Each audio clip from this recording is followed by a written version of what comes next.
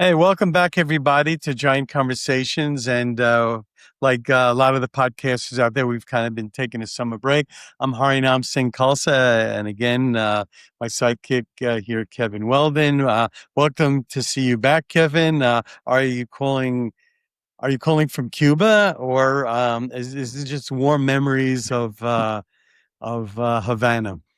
Well, I watched the last Giant game, and they seem to have a revolutionary improvement in the operation of the team, not necessarily Yeah. the play, but just the operation. So I was inspired by other revolutions, and Ah, okay. There you go. I had the good fortune. My wife and I went to Cuba in 2017 when Uh-huh. you could actually go. So we flew directly from United States to Cuba. And I know you've been there. I think I And was there in 2017. yeah, well, that's when you could go. I'm not surprised. Right. We And took a cruise actually. We oh, we okay. took a cruise and we laid up there for a couple of days and I went back like a couple of years later. Yeah. So Wow, yeah, that's it's great. kind of Yeah. I mean, it's a fascinating place. It's in the Caribbean and the people speak Spanish, but it doesn't seem Caribbean and it doesn't seem Latin.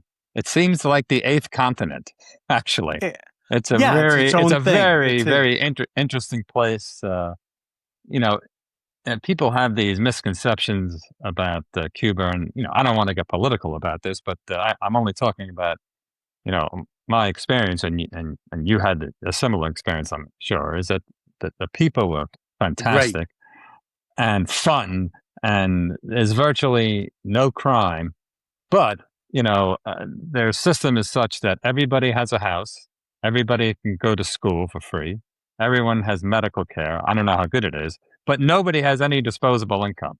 Right. That's a And very good that's a very good and if you go to the supermarket there, they have, 1,000 bottles of like detergent, but nothing else. So you got to be, and there are lines. You have to wait. Like yeah, okay, Tuesday is bread day, so there's nothing but Ugh, their version of Wonder Bread, and that's it. But yeah, then the next day they may have their version of Coca Cola. So it's you don't have the consumer choices there, and people are very frustrated, obviously, but it's a totally different thing. And aside from the politics, I will say this: uh, like yourself, I've traveled all over the world. I don't even know how many countries I've been to. If you had to ask me with a gun to my head, who are the friendliest people I've ever met, I'd have to say Cuba. I think yeah, that they're so warm and so kind and don't have anything. And it's a very different way of relating with people. I still am in touch with the people I met there, and obviously there's a football show. I didn't have a lot of football to talk to them about, but super interesting. So I mean, super a beautiful country too. yeah. And when we were there, they were just starting to allow private enterprise.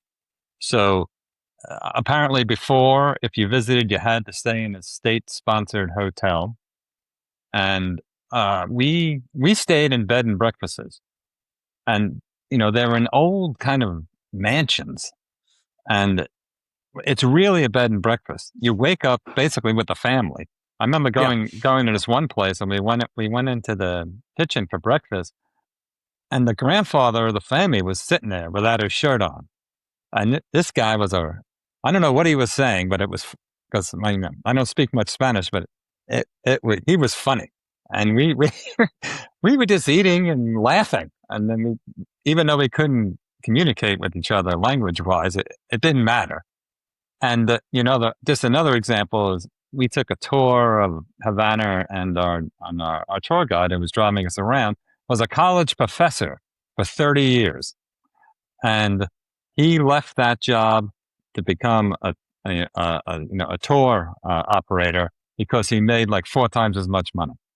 Oh yeah, no, So I had so we had it's a guy we had a guy take us around for the day, like sightseeing in his car, And this guy actually was a practicing physician, Yeah. and he was making like $200 or $300 a month as like a high level physician, and he had to drive cab. He was, like you say, he's making 4 times as much as a cab driver as he was as a doctor. Although, as you say, he's telling us that he didn't have to pay for medical school. I mean, medical Yeah. school Yeah. was free, and Yeah. and he was a practicing doctor, but he couldn't actually pay for his rent being a doctor. So it's a very different thing. But all that said, I think you'd agree. I'd go back in a heartbeat. Me too. And they have two different currencies, right? One Right, one for the right, local people and one for the tourists. right. Exactly. And there's this obviously a disparity. There's a huge disparity in the people that are visiting versus the people that live there. But the elegance of the people that live there is really heartwarming. And you It mentioned is. that It you is. mentioned that before. And I'd say the nicest people I ever met were in Cambodia, but Uh, Cuba is and Cambodia are neck and neck. I've been there they're both too. on I've the been there podium. too. They're both on It's the a horse. podium. It's a horse race. You got Cambodia by a nose. I got Cuba by a nose. But I agree, Cambodia people very, And very kind as well. and the picture you see behind me with all the old cars is because I Yes. think in 1960 or 59 or whatever it was, there's been a U.S. embargo and they can't get they they're stuck with what they had, so it's kind of frozen in time for that reason. And it's interesting. It's a little sad, but mostly it's interesting. But you know And what? That's a good segue into my picture, yeah, because this picture, I believe, was taken in 1958 or 1959 when I actually started following the Giants. I started following the Giants in 1959. I specifically remember that. And I mean, I'm moving a little here. This was the Giant backfield of the late 50s, a really kind of a golden time for professional football. It still was uh, not a major sport. It was just kind of coming into its own. And the Giants, I think a lot of people either forget it, they weren't born yet, don't realize that the Giants had a lot to do with the emergence of the popularity of professional football. They were in New York. That was the entertainment capital. And they had a very, very intriguing team. A lot of people forget that their offensive coordinator of those teams in the late 50s was Vince Lombardi, and their defensive coordinator was Tom Landry. That's it kind of that, blows your mind that, who land up. If the Giants had either of them as their coach in the that- 60s and 70s, it would have been a different team, no doubt. not exactly a Uh, couple of stiffs, huh? no, they had many Hall of Famers on that team, and they played some of the most famous football games of the era in Well, that time. And so this was kind of a real, not only a Giant picture, but like a New York era picture. So, over here you've got Frank Gifford, who was not only a fabulous player. Actually, I believe the last NFL player who made it to the Pro Bowl on both defense and offense. He was both a defensive back, and then he landed up to be a great running back and in a revolutionary time of football. And then he had a very famous concussion when he was knocked out by Chuck Bednarik, and almost everybody thought he was dead. That was in 1960. I actually saw that game. oh, wow. I saw the game. I was 8 years old. I I started wasn't following the alive yet. Giant. The Giant. That's right. So a lot of people, but he almost was killed. They thought he was dead, and he did not actually. That was in 1960. He didn't actually return to the NFL till 1962. He missed a year and a half because of this concussion, and he came back to be a All-Pro receiver actually. So, and he landed up then to be one of the first well-known broadcasters of the NFL. When he retired, during his playing, even he had his own television show, and he was a famous model actually too, and he was in Hollywood and all that. And then, of course, he became one of the faces of Monday Night Football, and that's where a lot of people know him. But he was, when I was a kid, actually, that guy with his hand on the football over on that side, that was my first sports idol. I get upset if the ball it was caught by anybody other than Frank Gifford. He was my first true sports idol. And a lot of people don't know that in New York sports back then, there were like two huge sports idols in New York City. And they played at the same time. And they actually started playing in New York at the same time. And that was Mickey Mantle for the Yankees and Frank Gifford for the Giants. And they played in the same stadium. Actually, they both play. The Yankees used to play in, the Giants used to play in Yankee Stadium. That's when I started following them. And right next to Frank Gifford is Mel Triplett.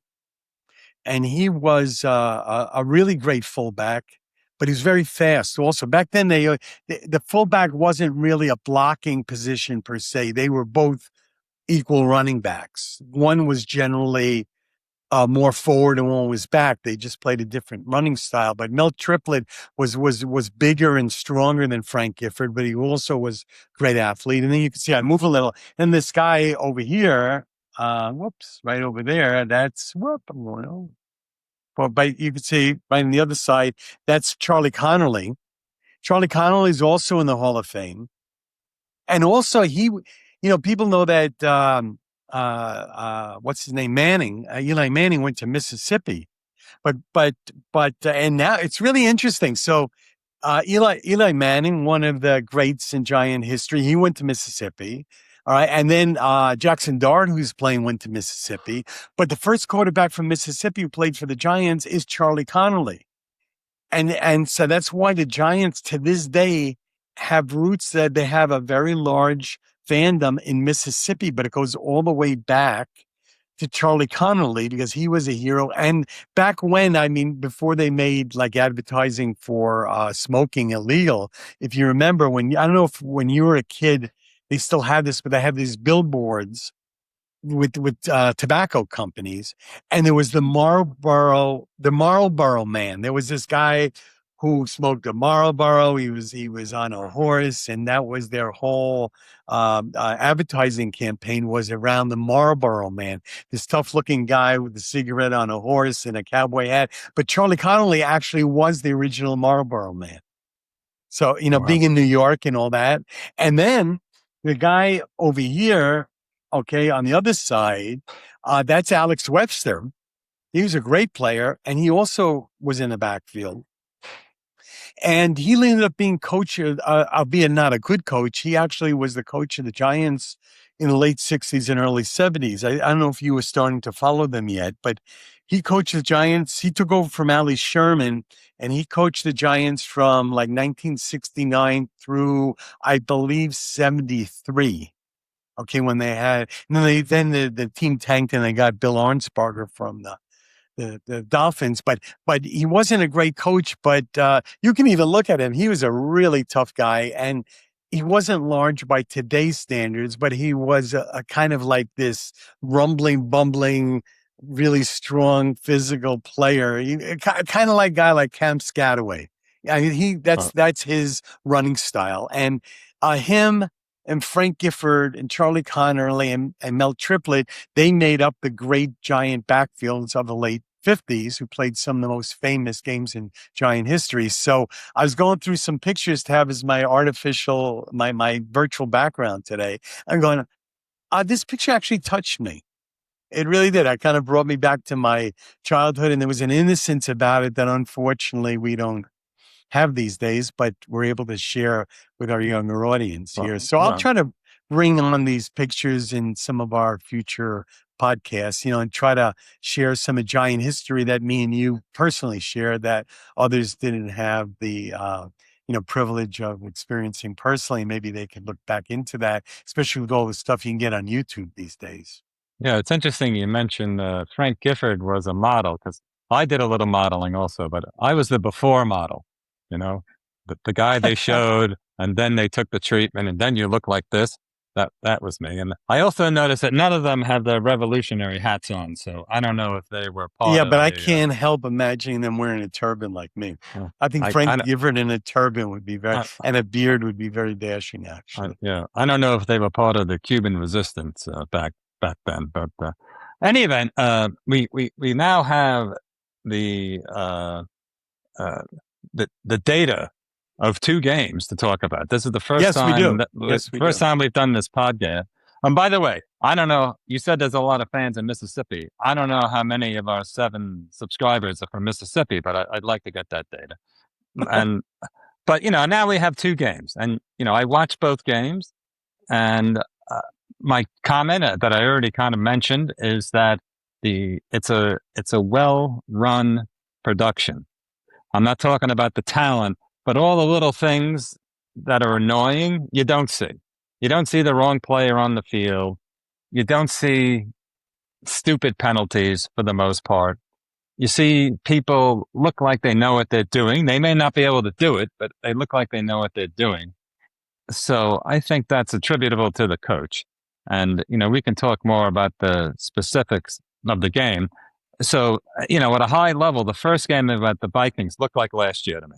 It was just, Yes. it was game 18 of last year. They couldn't run the ball. They couldn't, they did okay, in pass protection. The quarterback got whacked and then he made this kooky play. That was terrific, but you're not going to make a living on that play. But it just reminded me of last year. The game yesterday was a different animal. Now I know Miami's in, they are what they are, but they're still putting out a professional product. But the Giants just destroyed them. And uh, uh, I'm sure they have more talent, but the talent is organized very well. So over, in terms of the big picture, that's my takeaway from the first two games, and we can talk a little bit more about the specifics. But I'm curious about your opinion. Well, not unsurprisingly, I think that I saw the same thing you did, and I'd be surprised anybody who watched the game would have a dramatically different opinion. Uh, we were going to originally talk last week, and I'm almost glad we didn't because watching the Viking game, I had no opinion at all following the game. It looked, as you said, it looked like last year. And I had to temper it knowing that still early, very early in the process. But I didn't see, other than this rookie receiver they had, I don't think there's anything I saw that opened my eyes to anything particular. But I wasn't jumping to any conclusions about that. And then, as you said, we follow it regularly. So you're hearing that they dominated in these private practices with the Dolphins and dominated them. And it's really interesting also in our lives, getting back a little history, is that when I was younger, they used to play 6 exhibition games. They used to play their starters actually through 3 quarters. I mean, it's changed, it's evolved over the years. But I remember that you'd go to an exhibition game and there would be like, when I was a kid, I used to go see, sorry for being so nostalgic here, but I used to go see the Giants play every year. They used to play the Eagles in Princeton. Okay. And then they had a preseason game also every year in Yale Bowl. And there'd be like 60, 70,000 people. They'd sell out those exhibition games and people would cheer for them as if they were at a regular season game. The starters were playing. Now it's really interesting that they're playing their regulars in the private practices and not in front of people. And 2 days later, they're charging like $200 a ticket for something that's an exhibition game that the starters are not even dressed to. So the whole approach to this has been different. So we heard that they dominated Miami, but I think a lot of people feel that Miami is actually tanking this year and that they're going to just field a team, but they may not actually win a game. So I saw the Giants play against a team yesterday that barely looked like didn't look like a professional football team out there. I mean, I imagine they're going to get smoked every week. But that being said, I still concur that, especially yesterday, more so than the Viking game, obviously, it looks like people know what they're doing. And there's little touches to it also. Okay, like I'm talking about, and we can get into the details about guys who did play. Okay, so we can kind of share and kind of alternatively here. But one of the things that I'm going to start with, okay, and you could take it from there. One thing that caught my eye was the special team play, that they actually have a fantastic punter. And we almost forgot what it was like to have like a real NFL punter, because they have been fielding a guy as the punter for the last 6 years who still seems to be a project. I mean, the guy was not a reliable punter. He never was a reliable punter. And somehow he kept a roster spot for, I think, 6 years. And even before him, they didn't have much. I mean, you have to go back to probably 15 years ago since they've had like a real punter. And this guy looked like he's a great punter. I forgot what it was like for the Giants to actually have a great professional punt. And they seem to cover the punt, okay, like you're supposed to do. And I think that guys are going to be dropping his punts because he kind of puts English on the ball. But the guy's a really good punter, you could tell. And then they look like they don't have one, but they actually, kind of interesting, they don't have one veteran, but they have two young field goal kickers who both actually look like they can really kick.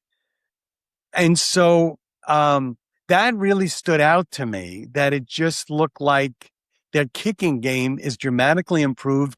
And it's really the difference between winning and losing games in this league. So that's where I would start. I'd start the special teams, especially the kickers, are looking like it's a totally different level than what they've been operating under. Yeah, and well organized. Having watched the games, there's this one guy, and I'm terrible with names.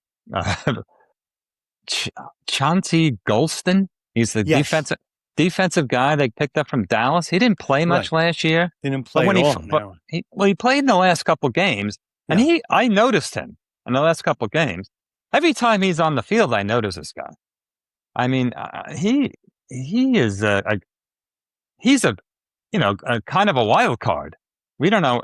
He's not really talked too much about, but he seems to make an impact every time he's on the field. That's one guy I noticed, and I'd have to say that the secondary looks better as a collective. They got some new pieces I don't know too much about. This guy Tae Banks, who wasn't didn't always look like the sharpest knife in the drawer, but he did go to Maryland, so I think that's typical of the people that attend that university. Harinam went to Maryland, by the way. So the fighting Terps. Yeah. So he looks like at least his head's in the game. Which is good to see. Obviously, he's a very good athlete. He's a very good returner. And the other guy, the two returners they have back to special teams, look great. I mean, the guy. Yeah, this guy Austin looked very good. And the guy last week, Braxton Barrios, he also looked good. Now, the receiver, who they're going to end up keeping for receivers is going to be interesting, because I don't think they're going to keep two guys to run back punts. So it's going to be interesting who's going to be left standing in the end, because they probably have 8 guys that could play in the NFL.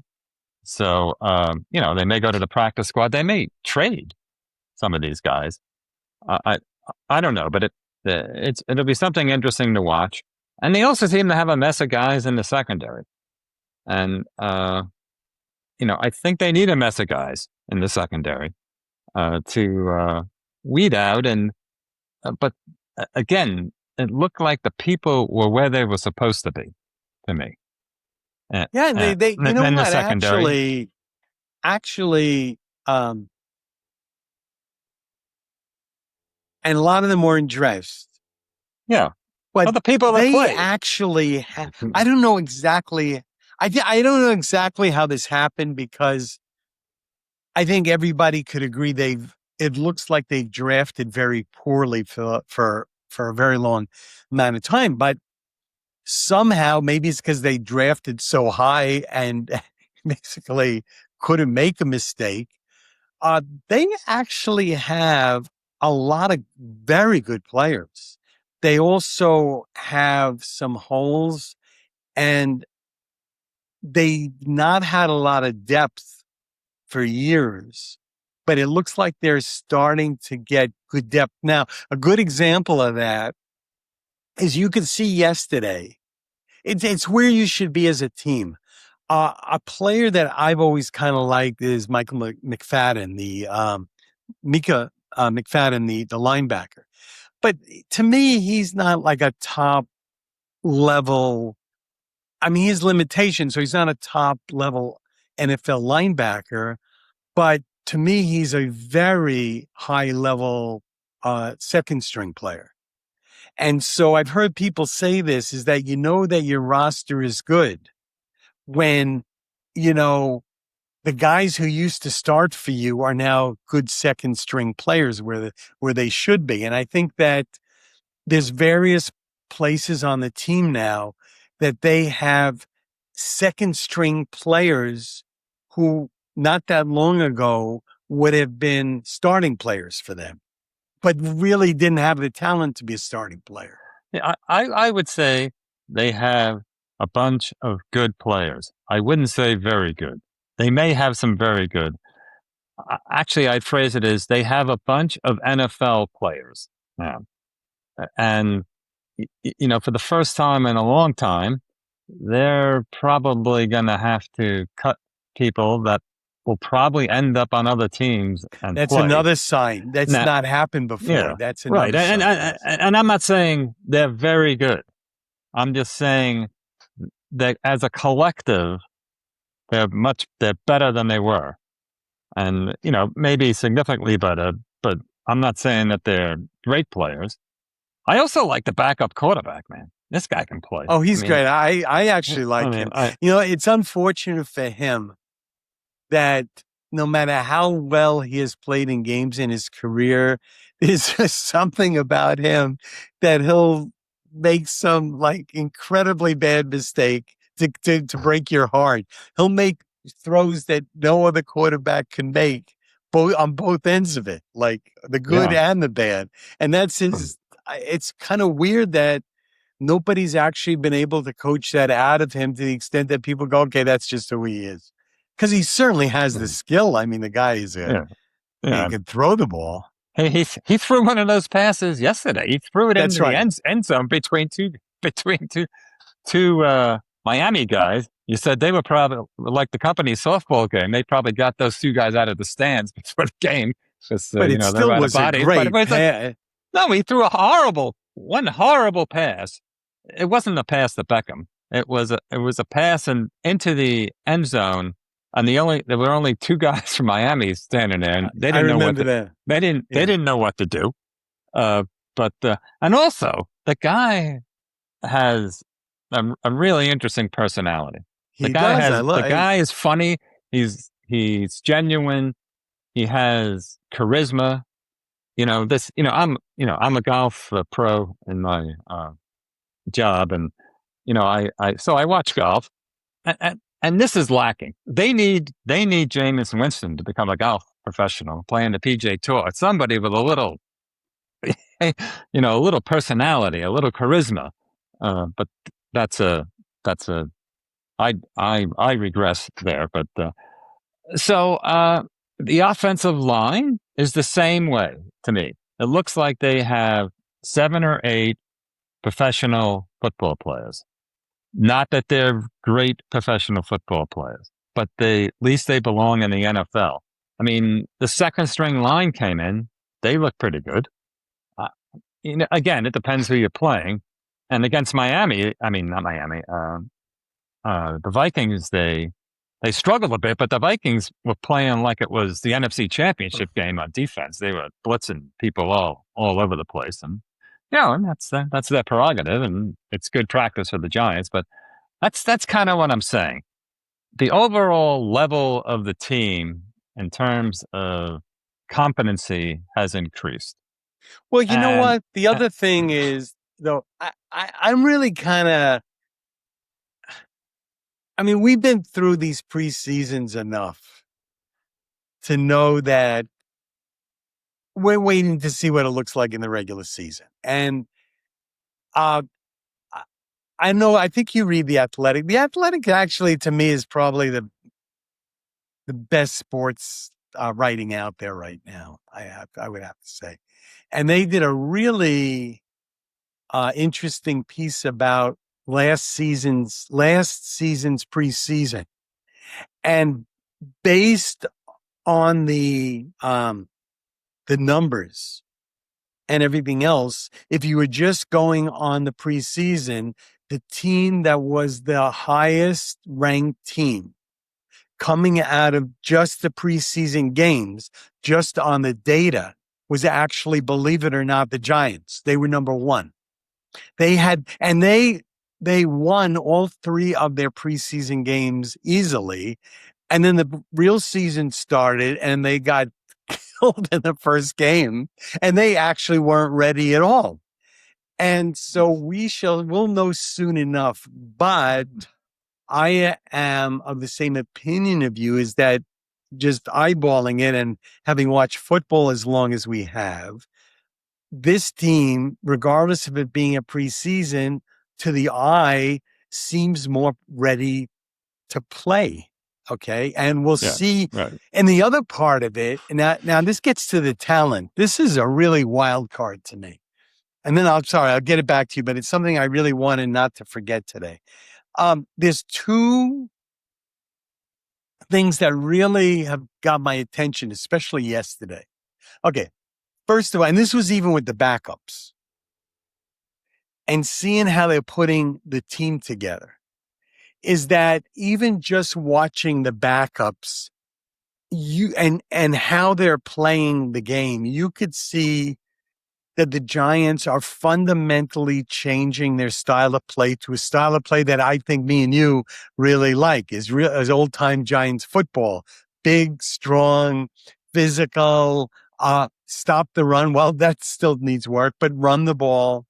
Look at the guy. They're a bigger team. The guy like Austin is the exception, but the guys they got, even their tight ends and their wide receivers and their linebackers. These are like really big physical guys. They're trying to make the Giants into a physical team. I think that's a really great move. I think the last 5 years or 10 years, it's hard. The Giants had no identity. They were trying a little of this, a little of that. Now it looks like, no, we're going to build this into a physical team. And I like that. They're committing to that. And we'll see how it works, but I think they're committed to it. The other thing is that I'm not sure really where their talent actually is, because the more I watch this team, even like yesterday, and you talked about Tae Banks, he didn't even look like the same player to me. In fact, the play that stood out to me in the game, you may have seen this, wasn't actually a pass play. It was a running play up the middle, and everybody's so bad. He came out of nowhere, stuck his head in the middle, and nailed this guy. The guy actually got hurt. And he came out of nowhere, made a very physical play. I don't recall him doing that once in the last 3 years. And so something is going on. There's guys who look like they're playing, like before he got hurt, even this guy Zudu, he did look better. And if the guys are not going to be better, they're going to be gone. Like guys Darius Alexander, who to me uh, doesn't look like he's at this point is going to be able to make it. And if he's not, they'll just get rid of him. And so I think there's visible evidence of players playing better. I actually think, looking back, I mean, in the last era of Giants football, I'm not even sure what their talent level has been. I think their coaching has been horrible. And the people picking these players, they're more or less the same in talent. It's like, to me, the best teams generally are teams with the best coaches and best players. But I don't think they've had very good coaching. To me, the team looks better coached, and I've only seen 2 exhibition games. But we'll see in a couple of weeks. It should look better coached. I mean, look at the coaches. I mean, this is an obvious manifestation of what everyone was hoping for and why they hired this guy, right? I mean, that's that doesn't necessarily portend success, but I think in the games that they're like last year, they lost a lot of games they should have won, or at least half of those games they should have won. I think they're going to win those games this year because of who the coach is and because of the how the product looks. So we can get into that, but I don't know how you feel, but I think the Giants have a decent chance to win 7 or 8 games. Nobody knows until we see the first game against Dallas. Dallas is always good.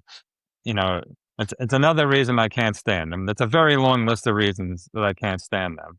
But they're a well-run organization, and they always have a lot of talent and a lot of speed, and we'll find out then. Would you be shocked if the Giants lost that game by 14 points? I probably wouldn't. Would I be shocked if they won the game? A little bit. Shocked in a very good way. So they're starting off with 2 very, very tough games, and should they end up 0-2, that's not reason to throw in the towel. Those are 2 very difficult games, but and we'll see what happens. But even if they lose those 2 games, I'm still not necessarily worried because of who's in position and what I've seen so far in terms of how the team's responding to him. So. Though, my one thing, and I especially, although it was very early, we're talking about the Vikings' first preseason game, the Giants did start with their starters. And I think that, over the last number of years, to me, the most glaring weakness on the team has been their inability to stop the run at all.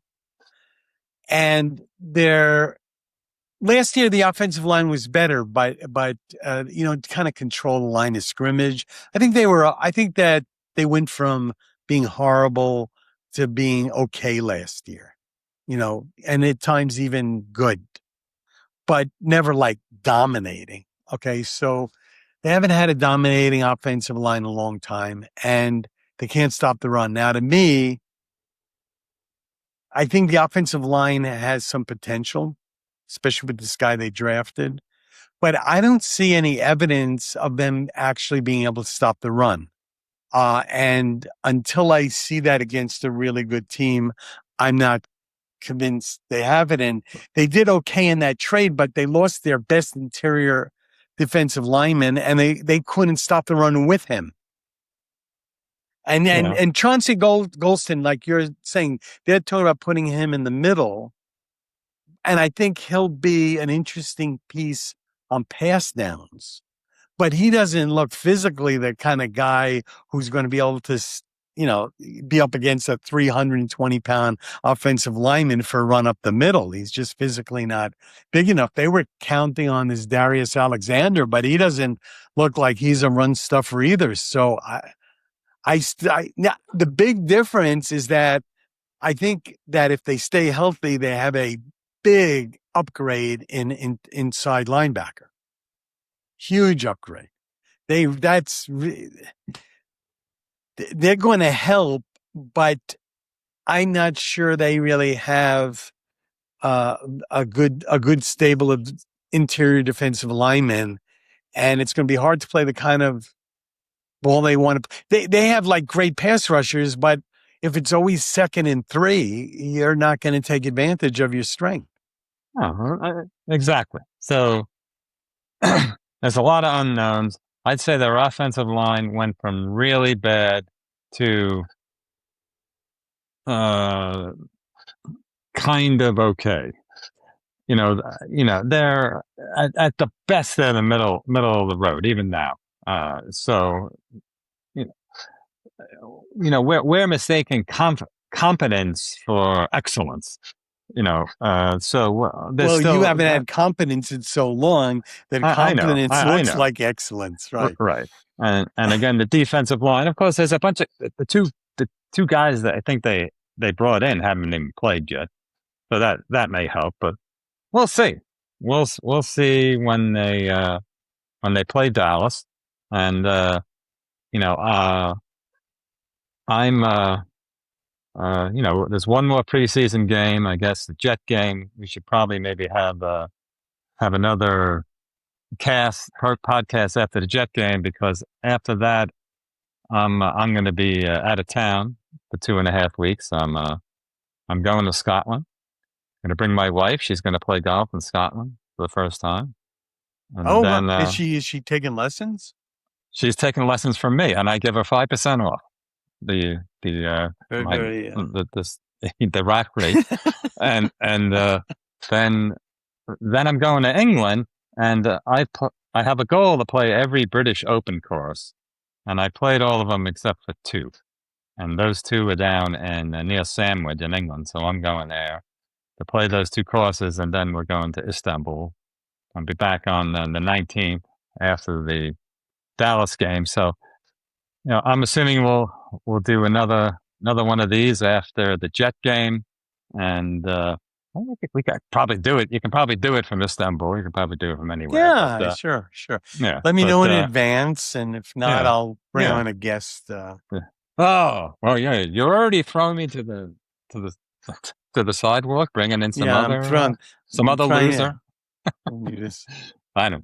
Bring in the second team. Good idea.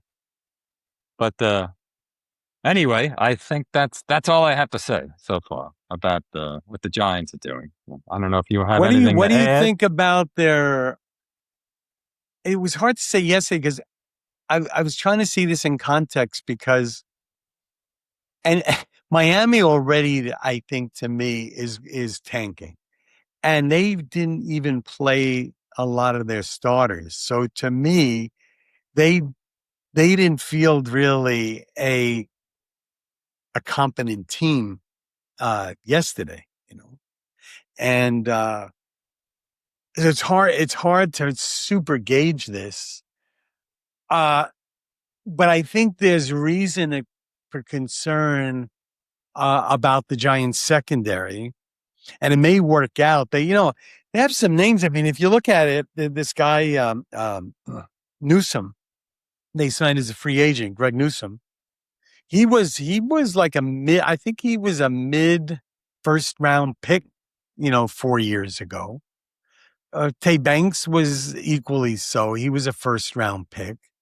They paid a fortune for this guy Adebo. So these are players that supposedly are you know, higher level of player, but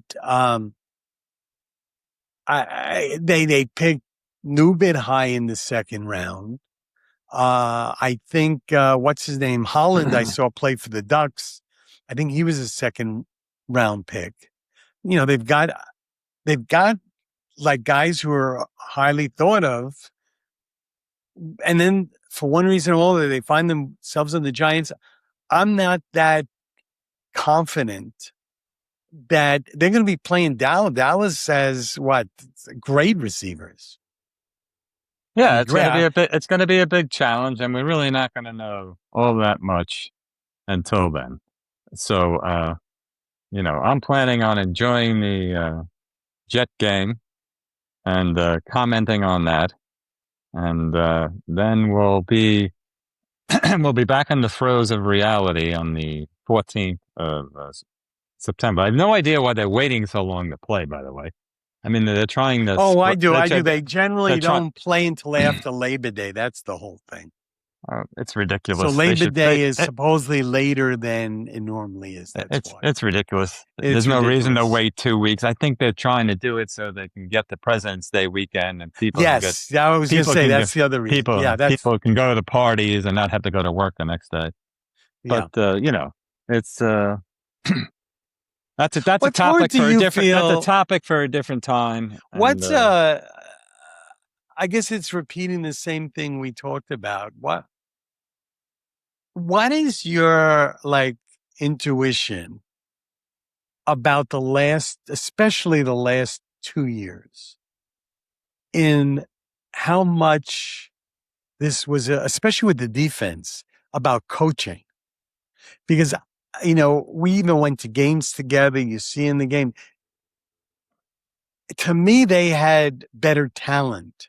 I'm not saying they had the best talent in the league, but they had better talent than they were in production. To me, especially on the defensive side of the ball, the coaching seemed to be horrifically bad. And that's still, I think, a comment on the head coach and the general manager, because I think they were unable to attract better. I think that's one of the things that did them in. They didn't have very good coaching, a coaching staff. And it just seems like uh, a guy like Harbaugh, not only is he more experienced, but what comes along with it, which I don't think is insignificant, it seems he's attracting a very high level of a staff that actually want to coach under him.